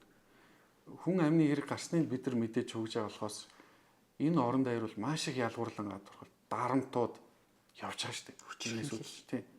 Намаар нь боломжоор нь хязгаарлаж байгаа. Тэгээ энэ рүү төрхирж байгаа ийм хүмүүсийг бол би үнэхээр энэ бол төр байж болохгүй л юм гэж бодож байна. Тэгээд тэр шинжээр нь бүгдээрээ хэмжиж хэнийг нэгтгэж чинь хэн үзэн ядалтад автуулж чинь те хэн нийгмийг хагаралтуулж чинь. Тэгээд тэрийг бол бид нар энд үл дээрээ бол залж болохгүй шүү. Дээрээ залгах биш юм. Гэтэ одоо ингэ дээшээ гаргаж болохгүй шүү л гэсэн.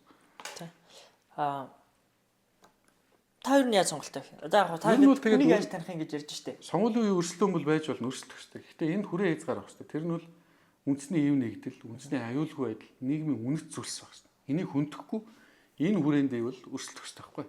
Одоо хичнээн бие биенийг юм уцсан ч гэсэн тэр хүрээнд салахгүй байх штэ гэсэн. Тэгэхээр энэ бол аль хэдийн одоо ингээд халиад хор өнөөлөн гарч суртахууны заагтай байх штэ. Тэр ойлгомжтой. Яг тэр утгаараа бол одоо сая гарч байгаа тэр хурц кейсүүд бол золгүй тохиолдол биш юм процесс илрэл үрдэн байхгүй. Тийм процесс болж байгаа бол ойлгомжтой юм үрдэн л. Тэгээ хүмүүсийг ингэж галзууруулж байгаа байхгүй. Галзууруулж ингэж юм одоо энэ манкурт гэдэг одоо юу гэдэг вүлээ.